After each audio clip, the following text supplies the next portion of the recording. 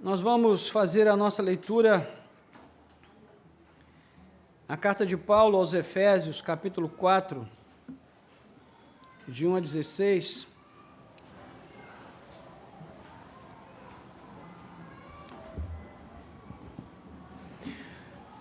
Antes de fazer a leitura, gostaria de fazer um pequeno comentário a título de introdução. Quem assistiu o filme Em Busca da Felicidade? Quem assistiu esse filme? É um filme bem emocionante, né? Ele é baseado em fatos reais. Ele conta a história de uma pessoa que vivia uma vida de uma privação extrema num primeiro momento, e essa pessoa tinha o desejo de ser aceita, né, numa empresa que daria a ela uma qualidade de vida infinitamente melhor do que aquela que ela tinha naquele momento, e uma empresa muito conceituada, onde ela poderia ganhar um alto salário.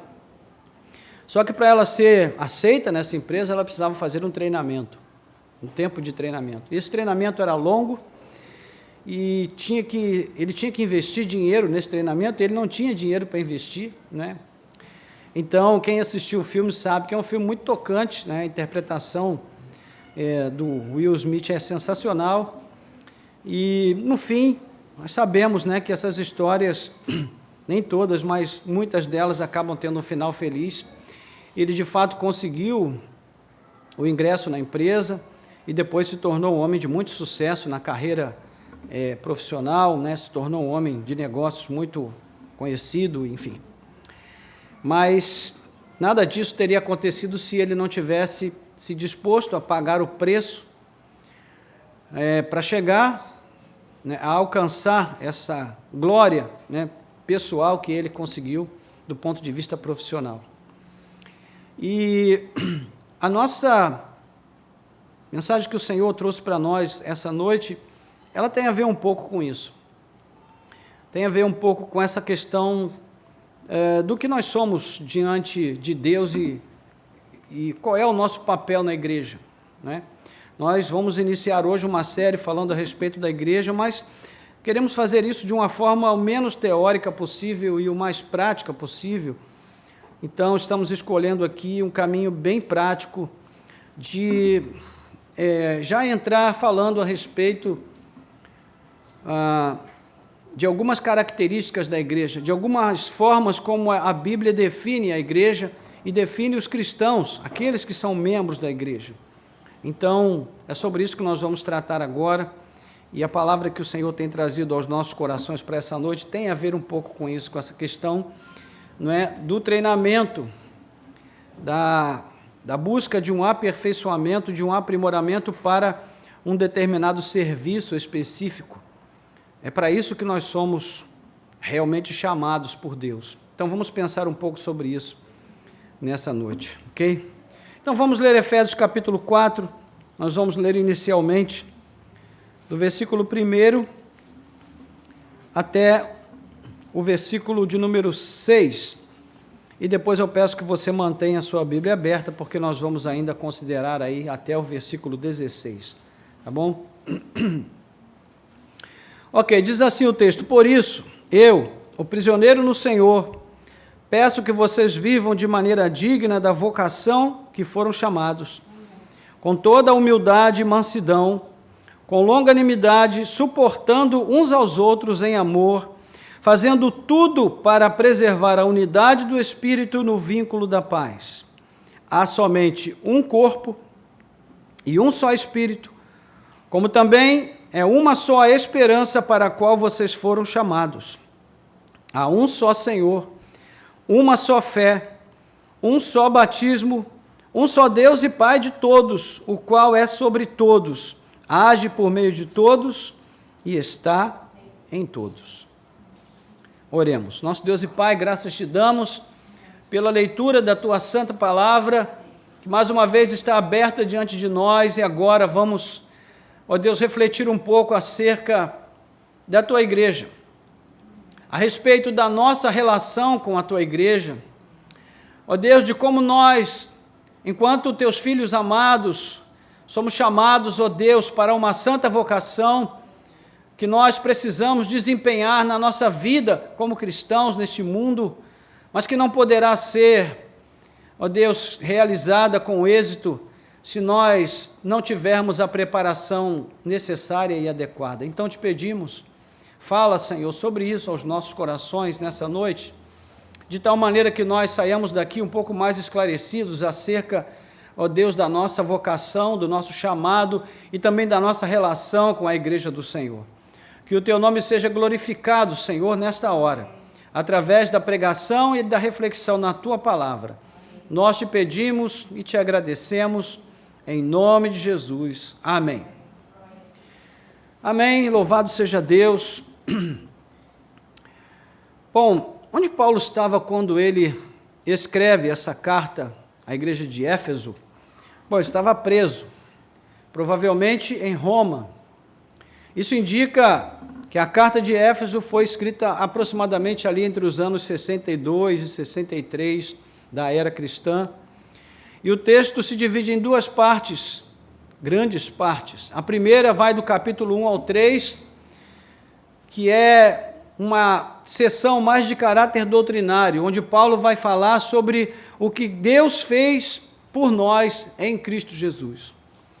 Depois, da segunda parte, do 4 ao 6, tem um aspecto mais exortativo, onde Paulo vai falar o que nós devemos fazer para Deus a partir daquilo que Cristo fez por nós. Então, a igreja em Éfeso foi uma das igrejas fundadas por Paulo. Depois você pode ler o livro de Atos, você vai ver que a igreja de Éfeso foi fundada em meio a muito tumulto, né? Um tempo muito difícil ali, quando Paulo enfrentou grande oposição no primeiro momento, mas o Senhor deu vitória a ele e a igreja foi estabelecida. A carta não fala de nenhum problema específico que tenha levado Paulo a escrever para a igreja de Éfeso, né? E ela parece mais um sermão do que uma carta propriamente dita, e ela começa com uma exposição bíblica justamente sobre o propósito salvífico de Deus por meio da obra de Cristo, e depois segue para falar das implicações do desenvolvimento dessa obra nas vidas dos cristãos. Então, a gente pode perceber aqui um texto bastante denso. Paulo fala de muitas coisas importantes e é uma carta que merece uma reflexão bem detida, né, com bastante vagar e com muita atenção também, para que se aproveite bastante o que ela tem a oferecer. Mas a porção do texto que nós vamos ler, nós lemos e que vamos ainda considerar até o verso 16, mostra que, embora não tenha havido nenhum problema específico, explícito, que é mostrado pela carta, o que parece é que havia uma certa dificuldade naquela igreja em entender exatamente qual era o valor da comunhão, o valor da unidade da igreja, do fato de os irmãos viverem em um mesmo propósito, em uma mesma determinação, em um mesmo espírito. E justamente parece que foi para corrigir essa necessidade, aí, essa falta, que Paulo então vai escrever aqui essa parte do capítulo 4. Então ele escreve sobre o mistério, o valor e também o resultado da unidade na igreja.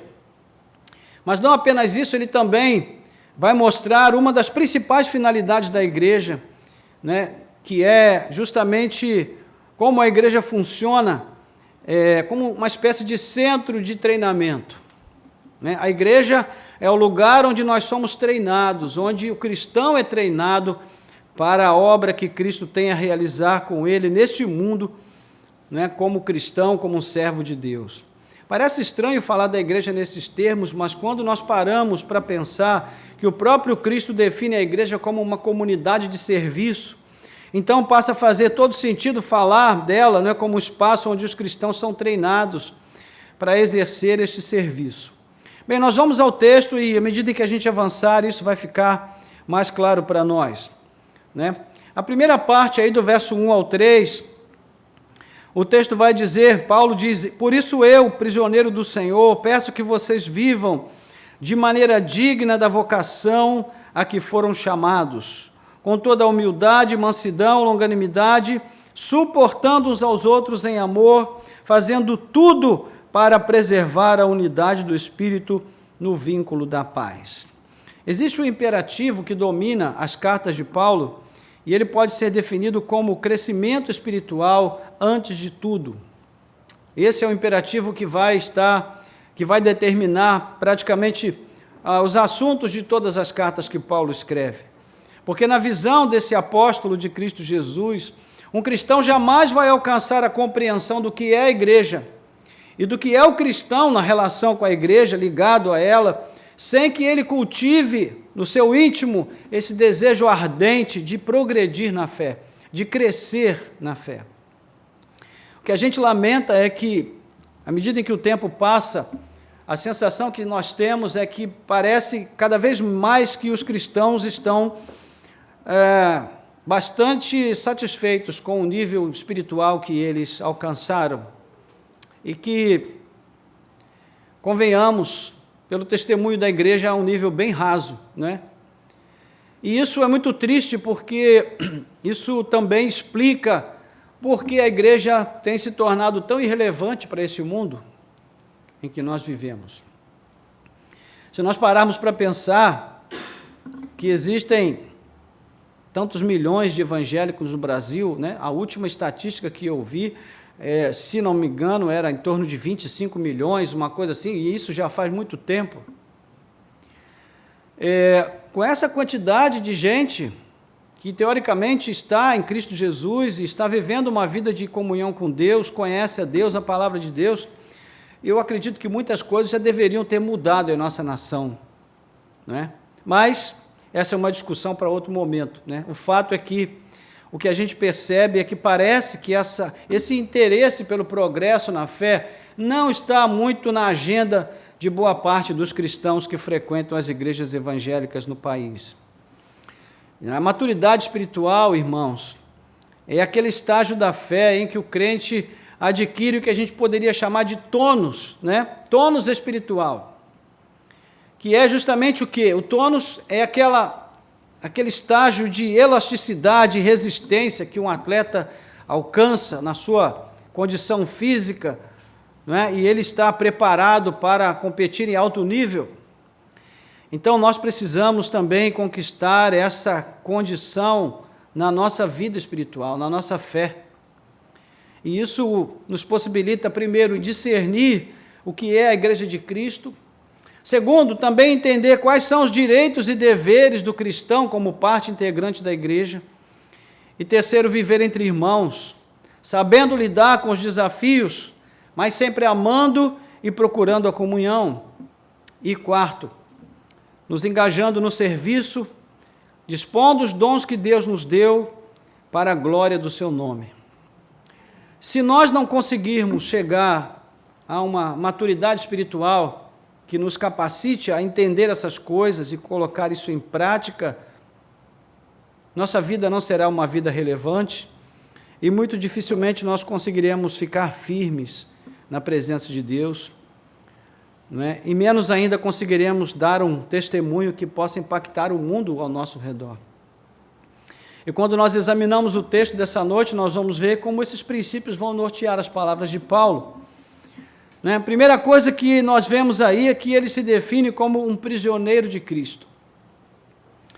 É interessante que hoje pela manhã nós falamos que Cristo enxerga a criação de Deus, né, toda a criação de Deus como algo santo, sagrado, sacramental. E é interessante que Paulo, a sua maneira de enxergar as coisas, em tudo que ele vive, em tudo que acontece com ele, ele vê um propósito de Deus, ele vê a mão de Deus. Então, ele está preso em Roma. Quem o prendeu foram os romanos, por influência dos judeus. Mas ele não se considera um prisioneiro dos romanos, ele se considera um prisioneiro de Cristo. Não é interessante isso? Essa forma de ver a vida toda, não é? sob a direção e a autoridade soberana de Deus. Ou seja, o que me acontece, se é uma adversidade, eu não tenho que ficar dando crédito para o diabo, não. Que é o que muita gente faz, né? Quando as coisas vão mal, a pessoa fala, o diabo está furioso. Meus irmãos, ou nós somos de Cristo, ou não somos de Cristo. Não é? O que João vai dizer na primeira carta, no capítulo 5, é que aqueles que são de Cristo, o maligno não lhes toca. Então, se nós somos de Cristo, o bem e o mal que nos acontece vem de Deus. Será que nós merecemos só o bem? Será que nós merecemos só coisas boas? Será que se a nossa vida for, né, de vento em popa, como se costumava dizer antigamente, será que a gente vai aprender o que precisa aprender? Será que nós vamos crescer o que precisamos crescer? Será que se nós dermos aos nossos filhos tudo o que eles nos pedirem, nós vamos formar neles um caráter aprovado como homens, mulheres, pessoas que estão preparadas para enfrentar a vida? Sabemos que não. Da mesma forma, Deus age conosco. Ele nos trata como filhos, e como filhos Ele nos diz sim e também diz não. Não é? E nessa perspectiva, Paulo está entendendo aqui que aquele momento de aprisionamento não é um momento que significa um hiato na sua vida, na sua relação com Deus. Não, ela faz parte. Ele está ali como um servo de Cristo, pela vontade de Cristo. Ele não é prisioneiro de Roma, ele é prisioneiro de Cristo. Amém? Imagine se a gente colocasse isso em prática em todos os segmentos da nossa vida. Então, nós pensaríamos assim, bom, eu estou aqui trabalhando nessa empresa, mas eu não estou servindo o meu patrão, estou servindo a Cristo. Não faria toda a diferença, irmãos? Eu estou aqui nesse relacionamento, mas essa pessoa com quem estou me relacionando, ela é uma pessoa a quem Deus ama. E por quem Deus tem grande consideração. Então, eu também preciso respeitar essa pessoa. Preciso amá-la da mesma forma que Deus a ama. Imagine se a gente começasse a colocar em prática nos nossos relacionamentos essa mesma cosmovisão que Paulo tem da realidade sob a orientação, o serviço e a autoridade de Deus. Então ele diz, eu sou um prisioneiro de Cristo. Isso confirma o que nós havíamos explicado no início, que esta aqui é uma das chamadas cartas da prisão. Agora, além de se definir como um prisioneiro de Cristo, porque de fato era assim que ele enxergava a realidade, será que Paulo tinha alguma intenção em relação ao que ele tinha que dizer aos irmãos? Bom, tudo indica que a sua intenção era justamente causar o impacto naqueles irmãos, para que eles entendessem a seriedade do assunto que Paulo iria tratar com eles. Ele resume muitas coisas com essa frase, prisioneiro do Senhor. Ele está falando da sua vida como uma vida totalmente dedicada a Cristo, ele está falando dos seus sofrimentos, ele está falando também das muitas perseguições que ele sofreu por amor a Cristo e pela igreja de Cristo. Então ele apela aos irmãos para que hajam do mesmo modo, nos mesmos termos, com o mesmo amor e com a mesma dedicação em obedecer o que agora ele está ordenando a eles. Não é? No capítulo 3, versículo 1, ele introduz o assunto do mistério que foi revelado, né, a ele por meio de Cristo para os seus leitores, falando a mesma coisa no versículo 1, Paulo, prisioneiro de Cristo. Então, no capítulo 4, ele vai usar essa mesma expressão agora, com esse mesmo tom grave, sério, para falar da unidade da igreja e também da diversidade da igreja. E por isso Paulo começa falando com esse grau de austeridade, de severidade, porque o assunto é um assunto sério, é um assunto muito importante, não é? Então, ele vai dizer aí no verso 2,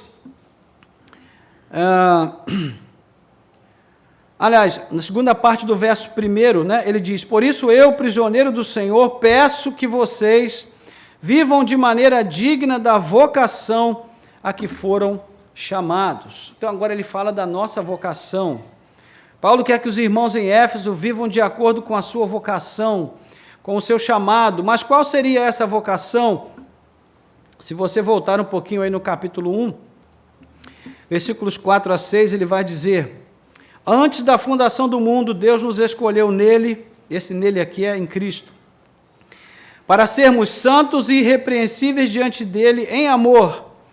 Nos predestinou para ele, para sermos adotados como seus filhos por meio de Jesus Cristo, segundo o propósito da sua vontade, para o louvor da glória de sua graça, que ele nos concedeu gratuitamente no amado. Então, Paulo mostra que a nossa vocação, o nosso chamado, ele foi feito por Deus com 3 finalidades aqui neste momento. A primeira finalidade é que nós sejamos santos e irrepreensíveis perante Deus. A segunda finalidade é que nós também entendamos que nós agora somos filhos de Deus, ou seja, vivamos como filhos de Deus. E a terceira é que nós também vivamos para o louvor e para a glória de Deus. Então, essa é a vocação dos santos. De modo resumido, é isso que Paulo quer dizer aqui, não é? É claro que isso também se aplica a nós, as mesmas expectativas vistas aqui estão sobre nós. E eu pergunto, você já parou alguma vez para pensar sobre isso? Será que você já consegue lembrar de algum momento em que você parou para pensar a respeito desse assunto? Não é? Será que você consegue falar de si mesmo como um cristão comprometido com o crescimento espiritual, com a maturidade, com o progresso na fé? Isso é algo que preocupa você? Isso está na sua agenda? Deveria estar, irmãos, na agenda de todos nós. Porque nós precisamos levar em conta o quanto a vida santa é essencial para que nós tenhamos paz com Deus, para que nós tenhamos paz no nosso lar. É interessante como a relação entre casamento feliz, família feliz e família espiritualmente amadurecida e desenvolvida é uma relação estreita. Toda família onde as coisas vão mal no tocante aos relacionamentos, quase que sem exceção, são famílias que não estão bem na fé, que não estão bem com Cristo. O casal que vive em unidade em casa, buscando os dois crescerem, são pecadores, sim, cometerão falhas, sim, mas eles se ajustam naquilo que é essencial e estão sempre procurando melhorar o seu relacionamento porque ambos servem a Cristo, porque ambos amam a Cristo e porque ambos temem a Cristo e por isso querem o melhor um para o outro, porque entendem que cada outro é um outro de Jesus e precisa ser amado, admirado, não é? Respeitado e valorizado. Então isso tudo está muito amarrado, está muito junto, não é? Na nossa identidade como filhos de Deus, se isso tem sido visto no contato com outras pessoas, com os nossos irmãos na fé, afinal, essa é a nossa vocação, irmãos. Mas como essa virtude deve se manifestar realmente, né, é o que vemos nos versos seguintes aqui, aliás, na parte seguinte do verso 3 agora, 2, na verdade, nos quais vocês... estou olhando para um texto e lendo outro. Com toda a humildade e mansidão, com longanimidade, suportando uns aos outros em amor, fazendo tudo para preservar a unidade do Espírito no vínculo da paz. Paulo vai citar aí 2 frutos do Espírito, mansidão e longanimidade. Mansidão e longanimidade. Mansidão é justamente o dom, né, a capacidade de manter a calma. Nos momentos, especialmente de tensão, né, é aquela capacidade de buscar a paz, de buscar apaziguar os ânimos, de buscar viver em paz com os outros. É muito semelhante com o pacificador, né, se assemelha muito com o dom de pacificação, de trazer a paz ao conflito, à guerra, ao desentendimento. A longanimidade, o próprio texto já diz, é a virtude do ânimo longo, de não desanimar com facilidade, de guardar a perseverança. de ser longânimo também, no sentido de estar disposto a perdoar mais uma vez e outra vez. Ou seja, são virtudes necessárias à realidade da vida da igreja. Então, de cara, nós já sabemos que pela simples força de vontade, isso daqui não vai acontecer. É preciso mais do que isso, irmãos. É necessário que uma obra anterior de regeneração tenha acontecido na nossa vida, que nós tenhamos nascido de novo e possamos manifestar essas virtudes, porque o Espírito Santo habita em nós e ele produz esses frutos no nosso interior, né? Então é um fruto precisa de uma árvore que é plantada, regada e cuidada até que ela se torne frutífera. É a obra que o Espírito realiza dentro de nós, não é? Não é por acaso que Paulo vai trazer um pouco mais à frente um grande alerta nesse sentido, quando ele diz: não se embriaguem com o vinho, mas deixem-se encher do Espírito Santo, capítulo 5, versículo 18. É o Espírito Santo vivendo em nós que poderá produzir esses frutos, não é? Então, a partir dessa base, nós podemos ser capacitados a suportar uns aos outros em amor. E suportar aqui, irmãos, não significa aturar, não. Não significa tolerar, né? Mas significa servir como suporte, como apoio, como sustento, né? A gente tem a mania de falar: eu não suporto aquela pessoa, né? Quer dizer, nós não falamos, mas tem muita gente feia por aí que não é perfeita como nós, que fala essas coisas feias, né? Eu não suporto fulano. Não é nesse sentido, não. Suportar aqui é servir de suporte, é dar apoio, dar estrutura, dar sustento a quem precisa. Então, agora Paulo chega a um ponto muito importante, é quando ele vai utilizar a frase: fazendo tudo para preservar a unidade do Espírito no vínculo da paz. A ideia dominante aqui é de alguém que conquistou um bem muito precioso e agora se esforça ao máximo para preservar esse bem, né, para deixar que ele seja, para impedir que ele seja tirado, que ele seja arrancado, que ele seja perdido.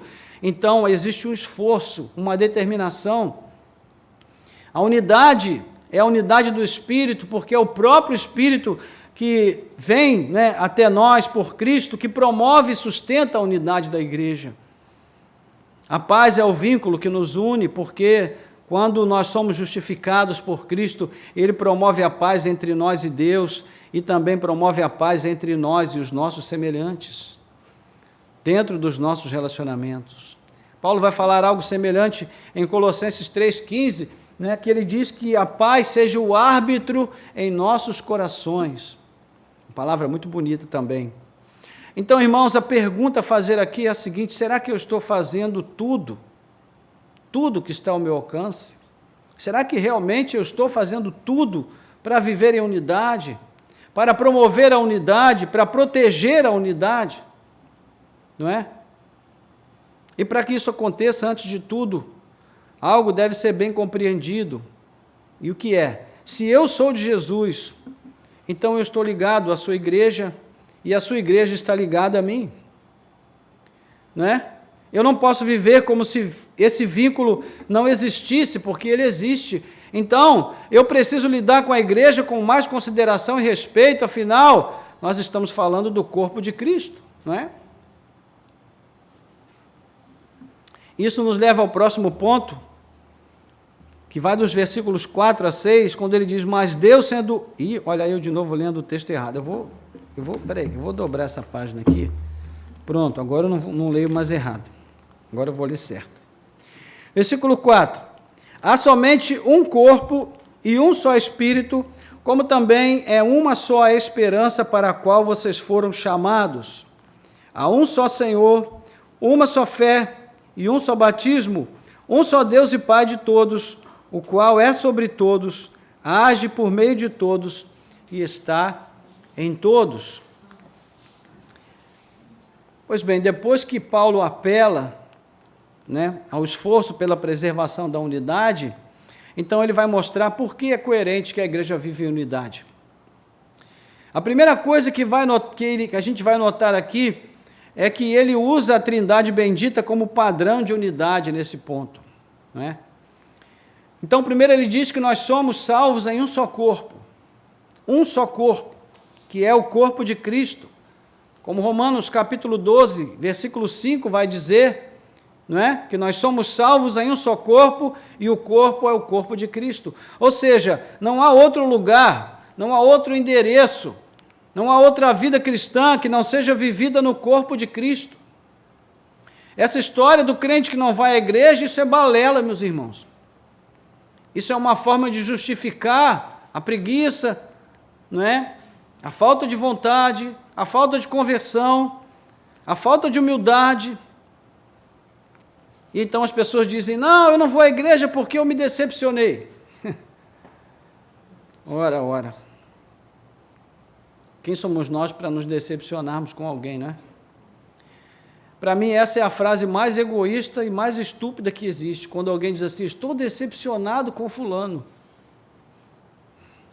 Dá vontade de dizer assim, meu filho, olha no espelho. Para um pouquinho para pensar. Quanta gente que a gente decepciona todo dia, toda hora, todo tempo. Quem somos nós para dizer, estou decepcionado com fulano, estou decepcionado com a igreja, como se a igreja fosse o céu na terra. Meus irmãos, a igreja é um lugar de aprendizado, de crescimento. E quem precisa crescer porque ainda é pequeno.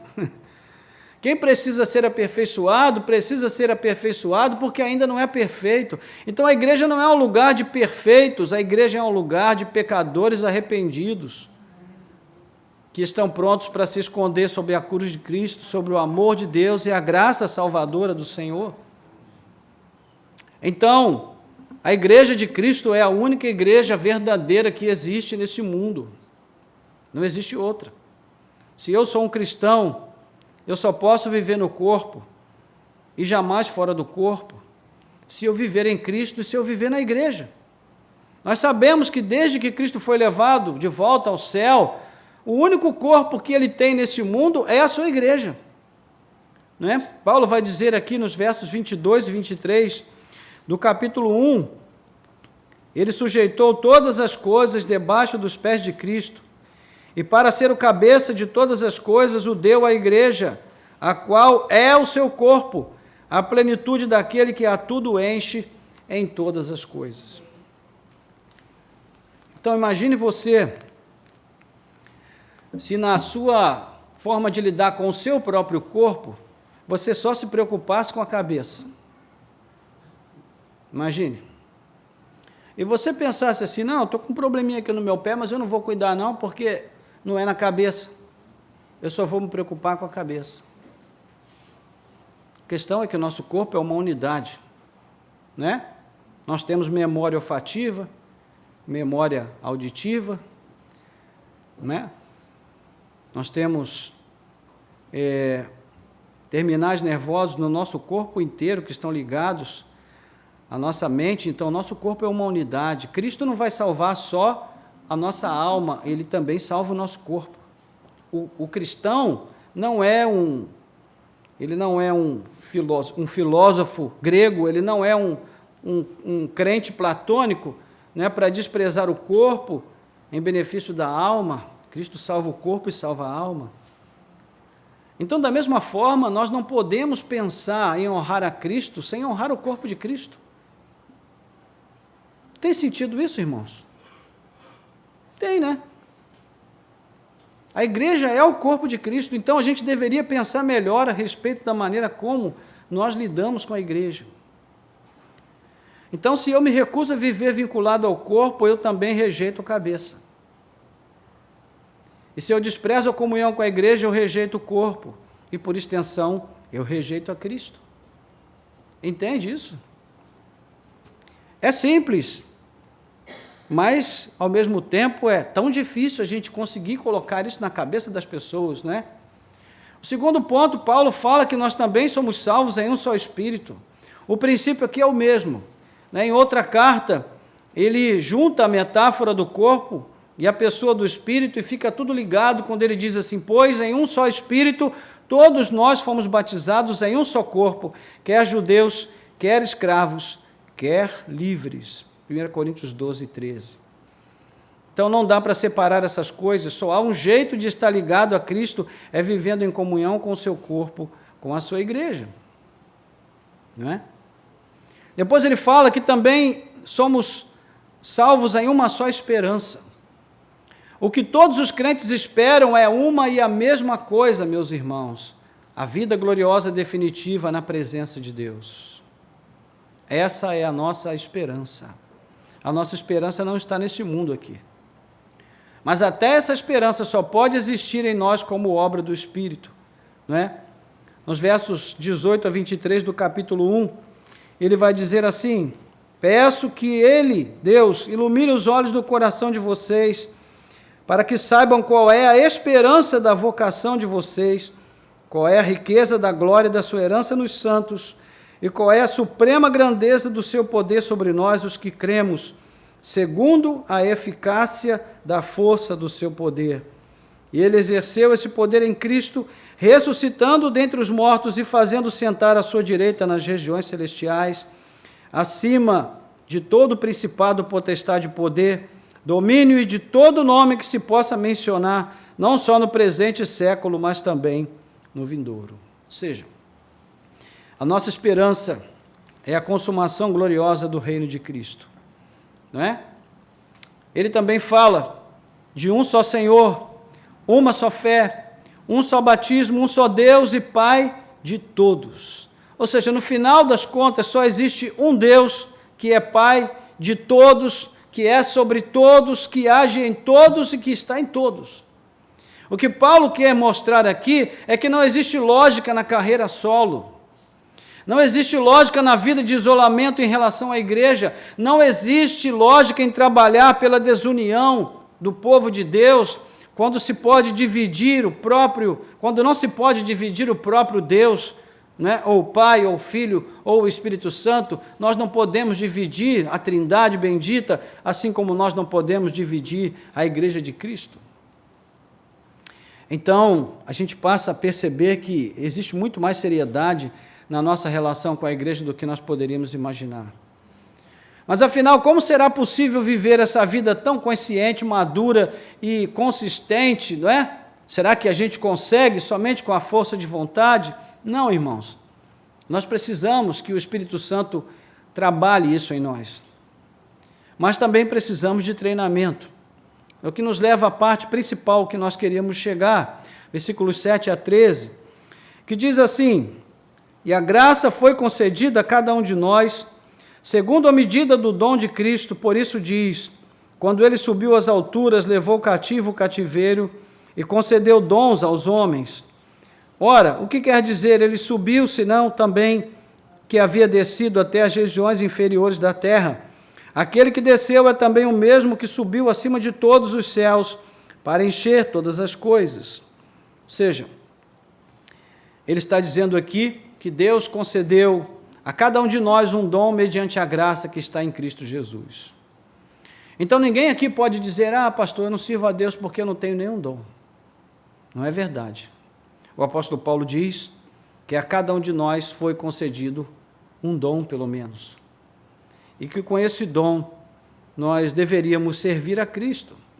Esses dons não foram dados como capacitação especial para a gente ostentar, né? Colocar lá um diploma.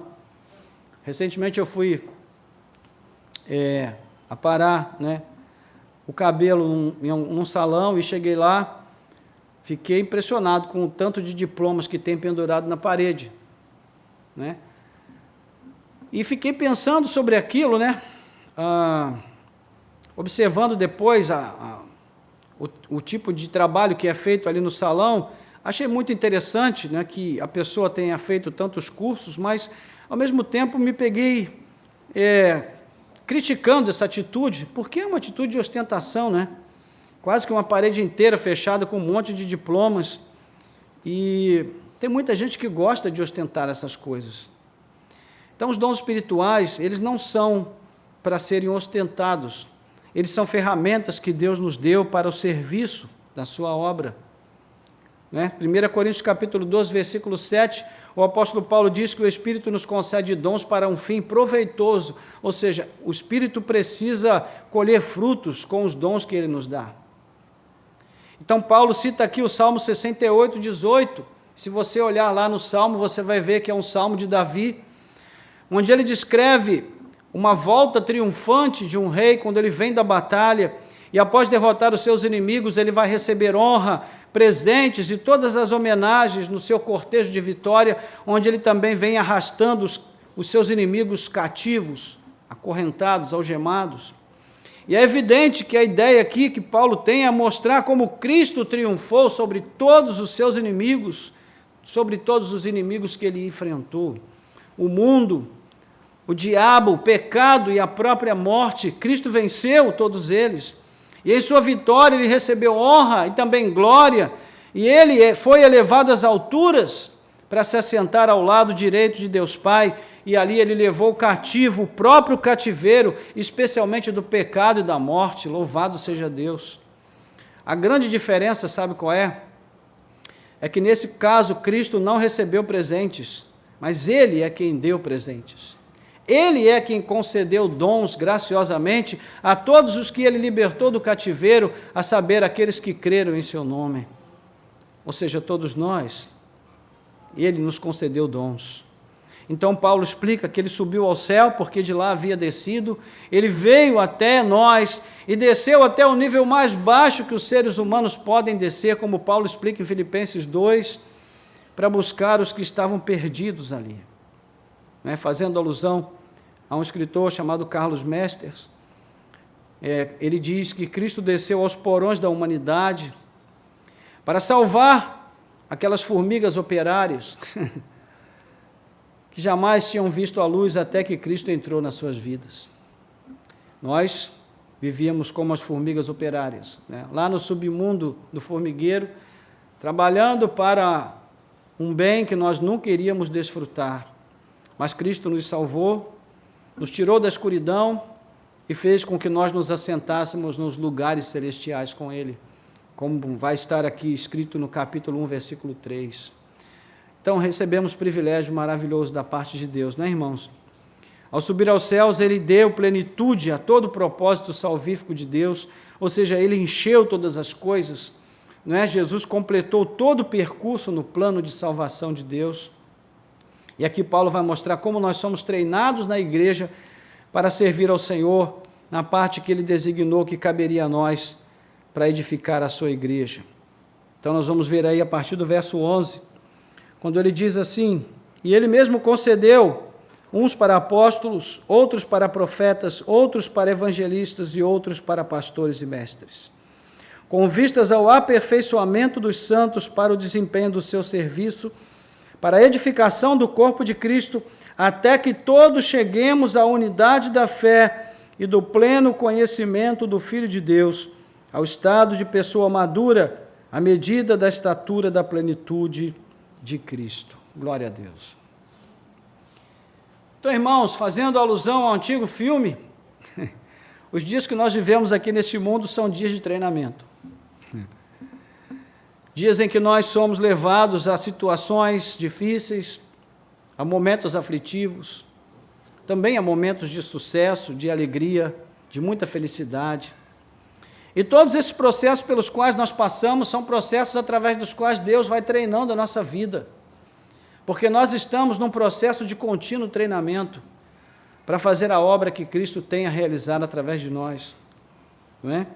E ele diz aqui, agora ele mostra quais são os dons que Cristo concedeu quando ele levou cativo o cativeiro. Ele concedeu dons, né, para os apóstolos, concedeu dons de profetas, de também evangelistas, pastores e mestres, e com um objetivo muito claro, com vistas ao aperfeiçoamento dos santos para o desempenho do seu serviço, para a edificação do corpo de Cristo.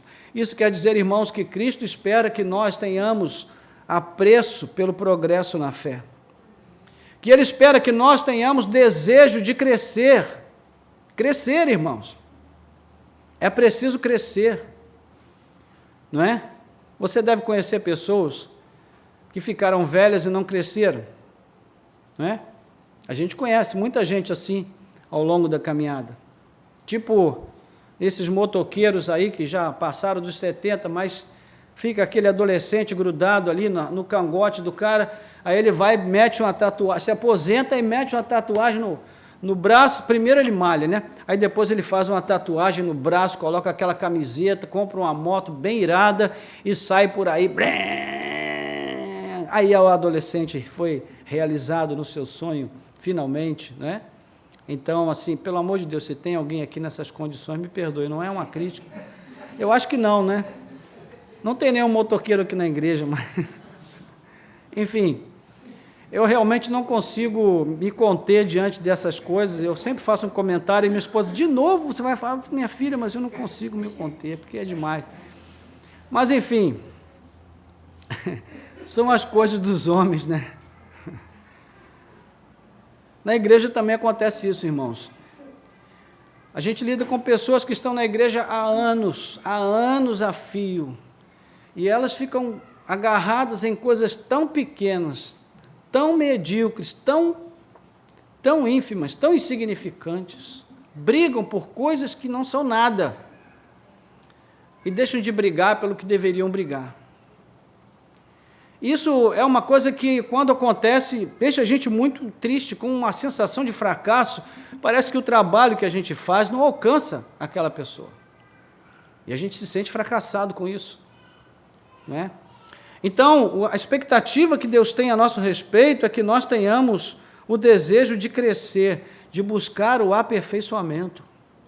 Esse homem que está falando com a gente aqui, meus irmãos, ele fala de si mesmo na terceira pessoa, porque não quer nem chamar glória para si, nem atenção. Ele diz, né, que foi elevado até o terceiro céu e viu coisas que são tão sublimes e tão extraordinárias que não é dado ao homem falar sobre isso, né?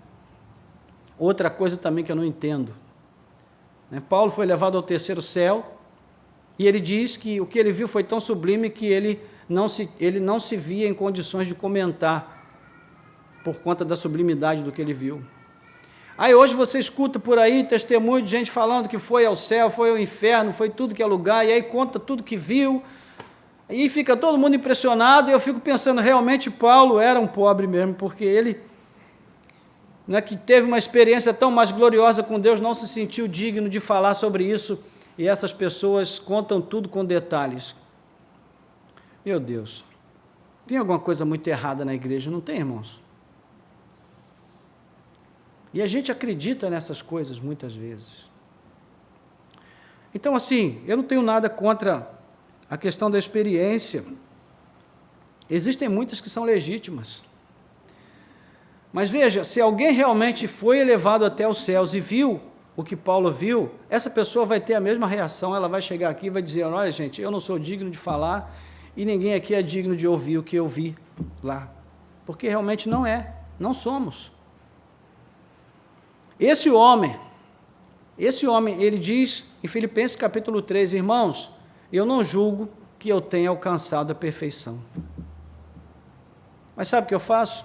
Eu deixo o que já vivi, o que já cresci, o que já aprendi, e sigo para alcançar o prêmio para o qual eu também fui alcançado.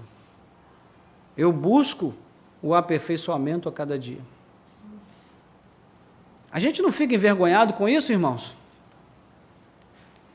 Quando eu leio esse texto, eu fico pensando, meu Deus, se Paulo está dizendo que não alcançou, o que eu vou dizer de mim mesmo? Não é? Nem arranhei a superfície. Então, são testemunhos que ficam na palavra de Deus para a nossa edificação, para que a gente entenda o quanto Deus espera que nós tenhamos apreço pelo crescimento, pela maturidade, pelo desenvolvimento da nossa fé, pelo crescimento em Cristo. Porque, meus irmãos, só existe uma coisa, um caminho para aquele que não quer crescer. É decrescer, é diminuir, não é? Quem aqui trabalha como profissional liberal, ou coisa assim, sabe o que significa você estagnar na sua situação, no seu momento profissional. Ah, não, já aprendi o suficiente, não preciso crescer mais. O que vai acontecer? Daqui a pouco você está defasado, você não vai conseguir dar conta, você vai ser ultrapassado e vai ficar para trás. Né? A nossa espiritualidade, irmãos, funciona da mesma forma. Se nós não tivermos o desejo de crescer, o que vai acontecer é que a gente vai começar a decrescer. Nós vamos começar a perder o pouco que nós havíamos conquistado. Então, o texto aqui nos desafia, não é? Ele diz, com vistas ao aperfeiçoamento dos santos para o desempenho do seu serviço, para a edificação do corpo de Cristo. Há um serviço a ser feito, há uma obra a ser feita, e o Senhor conta conosco para fazer essa obra. Conta com você, conta comigo. Amém? E nós precisamos nos apresentar e dizer, Senhor, estou pronto, como Isaías fez. Eis-me aqui, Senhor, envia-me a mim. Né? E nós vamos crescer até que ponto, hein? Aí o versículo 13 nos diz, até que todos cheguemos à unidade da fé e do pleno conhecimento do Filho de Deus, ao estado de pessoa madura, à medida da estatura da plenitude de Cristo. Então eu pergunto a você, até onde nós temos que crescer? Até a consumação do reino, até Cristo voltar. Essa é a nossa meta. Nós vamos crescer até Cristo voltar. Até que Ele volte, nós precisamos seguir crescendo sempre no conhecimento de Deus. Né? Até que todos cheguemos à unidade da fé. Aqui ele fala da vida na igreja, né? Da nossa vida como irmãos, do pleno conhecimento do Filho de Deus, ao estado de pessoa madura, à medida da estatura da plenitude de Cristo. Aqui ele fala da nossa experiência pessoal, da nossa vida devocional, do nosso crescimento individual como crente diante de Deus no dia a dia, na nossa oração, na nossa leitura bíblica, no estudo diligente da palavra de Deus, não é? Valorizando a escola bíblica dominical. Onde é que a gente está sendo treinado? Na igreja, na vida comum, com os santos. Nós estamos sendo afinados aqui para vivermos na glória, não é? Então, ele vai seguir aqui, a partir do verso 14, eu já avanço aqui para concluir essa meditação. Ele agora vai falar sobre a questão do crescimento em Cristo, versículo 14 e 15, para que não mais sejamos como crianças, arrastados pelas ondas e levados de um lado para outro por qualquer vento de doutrina, pela artimanha das pessoas, pela astúcia com que induzem ao erro, mas seguindo a verdade em amor, cresçamos em tudo naquele que é a cabeça, Cristo. Parece que Paulo escreveu isso aqui ontem, não é? Ele está falando aqui que o objetivo do crescimento, o objetivo do aperfeiçoamento é para que nós deixemos de ser meninos, deixemos de ser crianças, não é? Se a gente juntar isso daqui com o texto lá de Hebreus, quando, lá no capítulo 5, o autor aos Hebreus vai dizer que já é o tempo de vocês serem adultos, mas vocês ainda são crianças, ainda precisam tomar leite, quando já deveriam estar comendo alimento sólido. Olha só. Paulo está falando aqui de algo bem semelhante, para que não mais sejamos como crianças. O que são as crianças? São ingênuas, são levadas por qualquer conversa, é o que ele está dizendo aqui, olha, arrastados pelas ondas e levados de um lado para outro por qualquer vento de doutrina.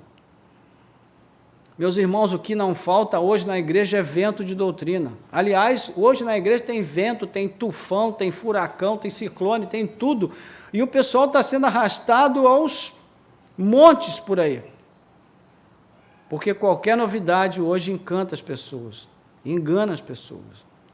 Então a gente precisa ficar muito atento a isso, né? E ele está dizendo aqui, olha, o objetivo do crescimento, ele é bem prático. Se nós não crescermos, nós seremos levados de um lado para o outro, por qualquer ventinho, por qualquer conversa, não é? E nós precisamos estar ligados em relação a isso, irmãos. Eu digo para você, Se você não tem condições de julgar uma pregação, se ela é ou não uma pregação bíblica, cristã e aceitável, isso significa que você precisa urgentemente seguir o caminho do crescimento. Porque, irmãos, para que nós possamos nos livrar dessas ciladas que ele está apontando aqui, nós precisamos saber discernir o que é uma pregação cristã, o que é uma pregação bíblica, o que é uma pregação com base no Evangelho, ou é apenas autoajuda, ou é apenas a inteligência e a capacidade do coaching que está nos levando na sua lábia, não é? E olha, tem muita gente madura na idade, mas imatura no conhecimento de Deus que está sendo levado com essas histórias aí. Muita gente. Então, ele está dizendo aqui, arrastados pelas ondas e levados de um lado para outro por qualquer vento de doutrina, pela artimanha das pessoas, pela astúcia com que induzem ao erro. Na igreja primitiva já havia muita gente induzindo os cristãos ao erro. Muita gente. E Paulo está advertindo os irmãos, a única forma de escapar disso é se matriculando na escola de treinamento de Deus. Vamos participar do treinamento, vamos ser alunos aplicados, vamos crescer, vamos avançar, como ele diz, seguindo a verdade em amor, cresçamos em tudo naquele que é a cabeça, Cristo. Seguindo a verdade em amor. Procure a verdade, siga a verdade, mas não siga como um arrogante, como quem quer descobrir a verdade para sair por aí arrogantemente falando para as pessoas a respeito daquilo que você descobriu, humilhando, diminuindo. Não, é seguir a verdade em amor, é seguir a verdade, sobretudo, para não ser levado pela mentira, pelo erro, e para que você consiga compartilhar com os outros a palavra de Deus com graça e misericórdia, mas de forma assertiva, edificando, fortalecendo, encorajando a vida de outros. E a conclusão que Paulo chega, e aqui a gente fecha, é de que em todo o corpo, bem ajustado e consolidado, pelo auxílio de todas as juntas, seguindo a justa cooperação de cada parte, efetua o seu próprio crescimento para a edificação de si mesmo em amor. Parece que Paulo fez aula de anatomia, né? Para escrever essa parte aqui, porque ele fala justamente de como o corpo funciona a partir de uma unidade. O corpo só funciona se todas as partes trabalharem para o bem comum. Se uma parte se desenvolver de modo anômalo ali, ou seja, de uma forma incorreta, de uma forma estranha, doentia, ela não vai trazer saúde para o corpo, pelo contrário. Então, Paulo está usando essa metáfora para falar da igreja. A igreja precisa crescer dessa forma saudável. O crescimento da igreja, meus irmãos, não se dá por meio de estratégias evangelísticas. Evangelizar é muito importante e nós precisamos fazer isso. Mas o crescimento da igreja não se dá por estratégia evangelística. O crescimento da igreja se dá por meio do conhecimento e da partilha do evangelho genuíno de Cristo Jesus, porque a fé vem pelo ouvir e ouvir a palavra de Deus. Então, quando a palavra de Deus é pregada com integridade, com retidão, e a igreja aprende a amar a palavra de Deus e compartilhar essa palavra de Deus que ama, então esse crescimento é saudável, porque ele é baseado na palavra de Deus. Mas quando nós começamos a promover eventos na igreja com o objetivo de trazer pessoas, esse crescimento não é saudável. Então nós precisamos avançar bastante nesse nosso conhecimento acerca da igreja, do que é a igreja e do que somos nós na igreja. Você é uma pessoa importante na igreja. Diga para o seu vizinho, você é uma pessoa importante na igreja.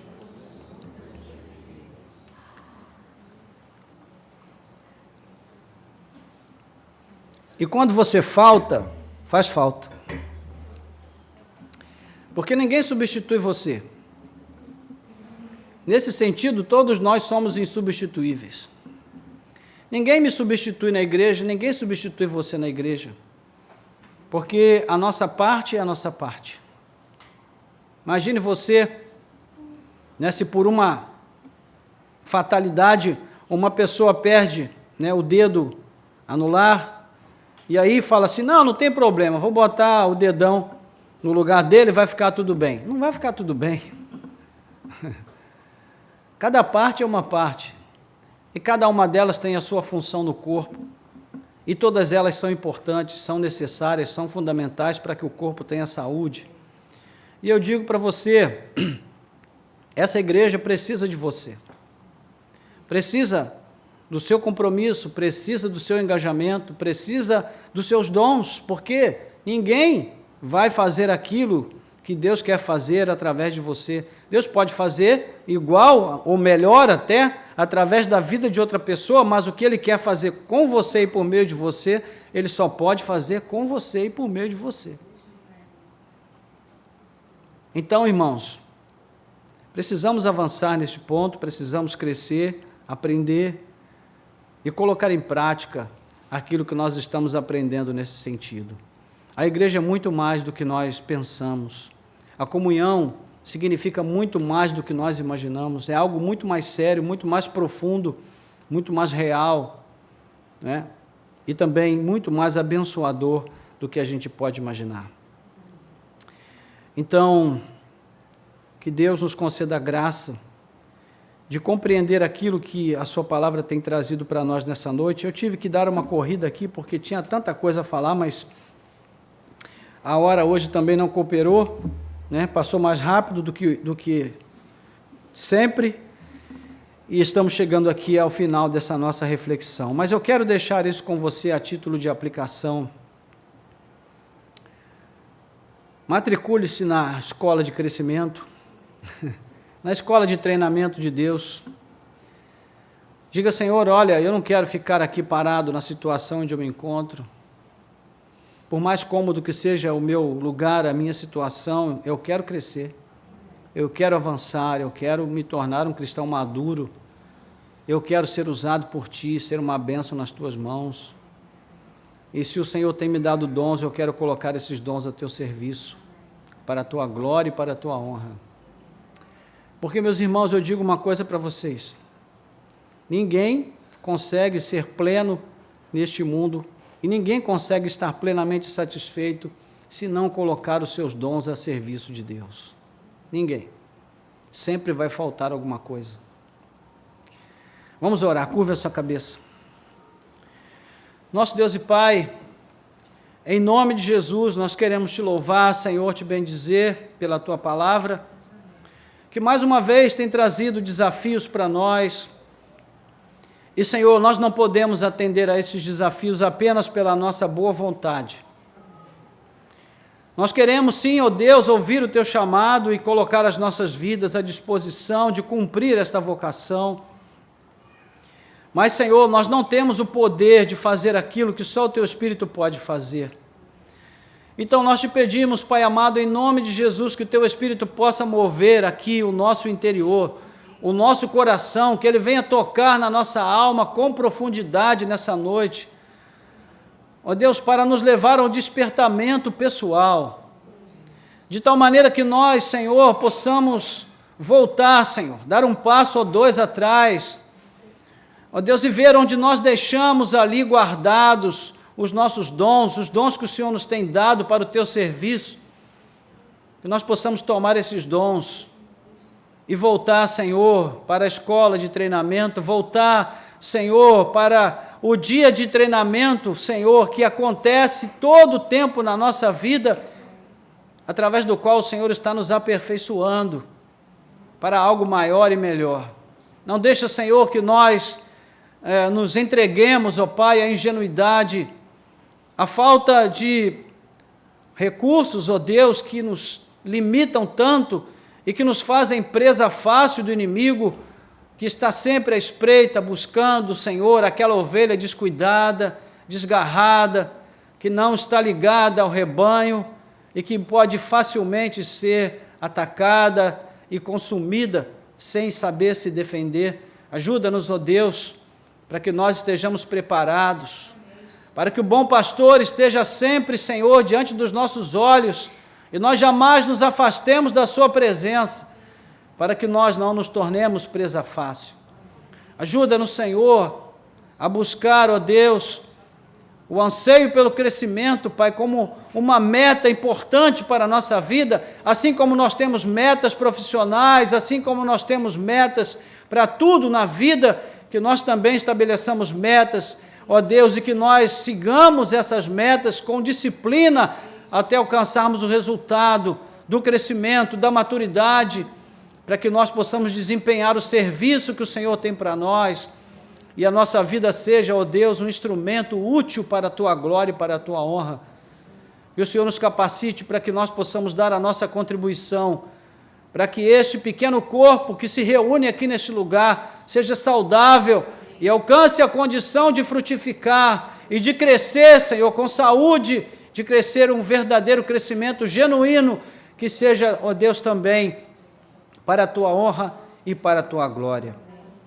Nós te pedimos, Senhor, entregamos as nossas vidas agora nas Tuas mãos. Eu te peço, Senhor, que o Teu Espírito possa operar nessa noite um santo constrangimento na vida de cada um de nós, para que nós, ó Deus, não venhamos a dormir essa noite sem orar pessoalmente a esse respeito, sem falar contigo, Pai, a respeito do que nós ouvimos, e te pedir pessoalmente aquilo que nós julgamos ser necessário para que o despertamento possa bater a nossa porta.